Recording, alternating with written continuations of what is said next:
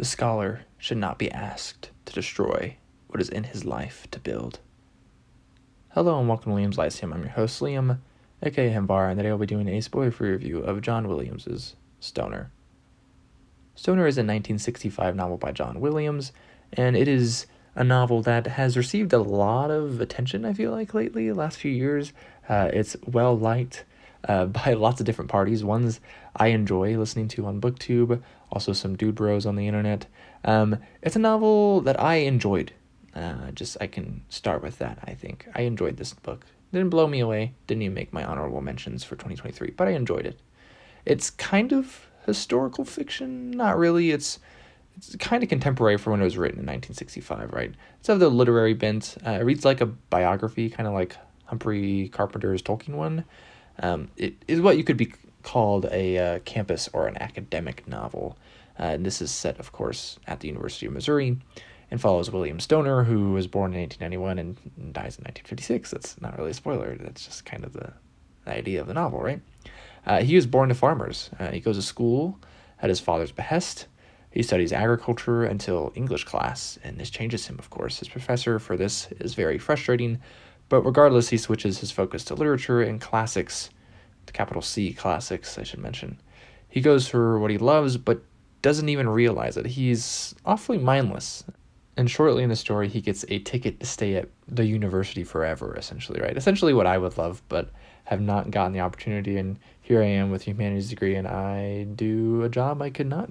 I don't need a degree for, and it's not even close to what I studied or what I would like to do. So I'm very jealous of Stoner in that sense, right? But that's an aside, sorry. I don't know if this still happens. Is the way he gets this ticket essentially to live at the university essentially for the rest of his life, but it definitely wasn't an option for me. It's cool that he got it though. I can see that.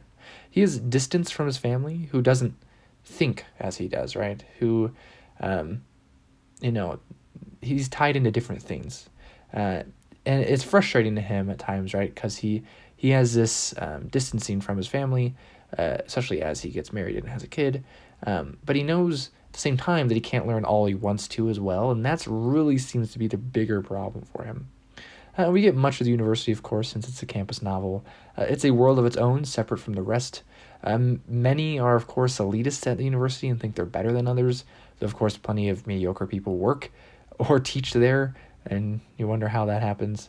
This is about life, though. It's kind of disenchantment and the foibles and ups and downs of life, just in general. Romance seems to be a mystery to these characters, as it does to many.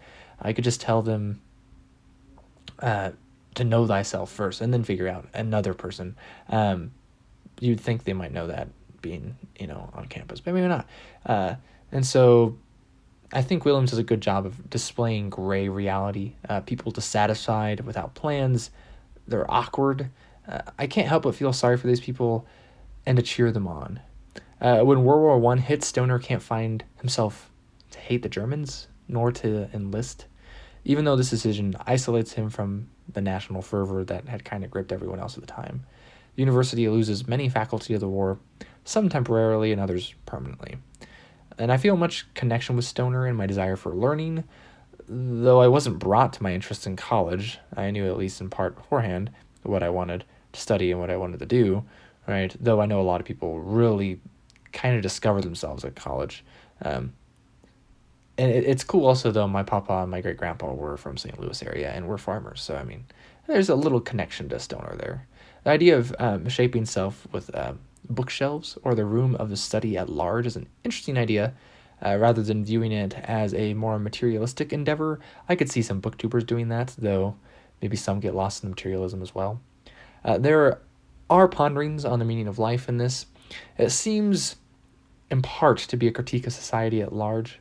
At least at times it does. It's a picture of several time periods of Stoner's life, right? Pre-World War I to post-World War II. So it's a pretty big time period as well. Stoner is an ordinary man, though. He isn't great, like many would consider someone like Tolkien, right, who's a similar scholar. He reminds me most of my professors, who largely focus on the students rather than the research. They do their jobs. Some are at the beginning of the careers, others are at the end.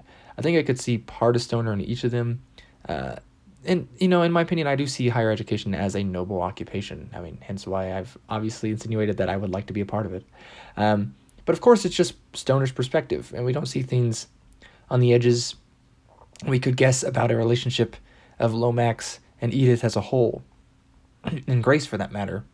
His patheticness comes off as believable. It doesn't feel tragic because some of his problems are something he could keep if he gave up his job. But it is a tale of compromise, integrity, identity. I guess you could say it's just a story as well, though. I don't really know if Stoner would count as a hero or not. I guess discuss amongst yourselves, c'est la vie. The novel itself does have its moments, though. It's largely a passive passing of years. I enjoyed it at times, but found myself making easy progress, but I wasn't gripped. It's a bit depressing, of course, a worthwhile novel, but I didn't find it life-changing or rave-worthy. The characters are a bit bare bones, and even Bridger from the Library of Lighter states that might be so they act as a mirror for us to project ourselves onto, which I can understand a little bit. Right, I did a little bit of that, obviously. I just mentioned it a couple minutes ago, but I'm not sure that makes for the greatest novel ever when, that's not exactly how it works. Otherwise, it's not bad. I enjoyed it.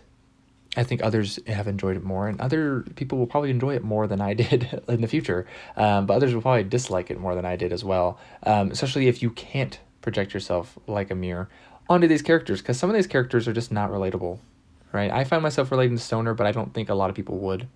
And I didn't really relate to anyone else. I think a lot of these people are idiots, but so are people in real life, to be honest. So maybe Williams gets some points for that. Anyways, I'm just rambling at this point. Hopefully that was cohesive. I'll catch you next time.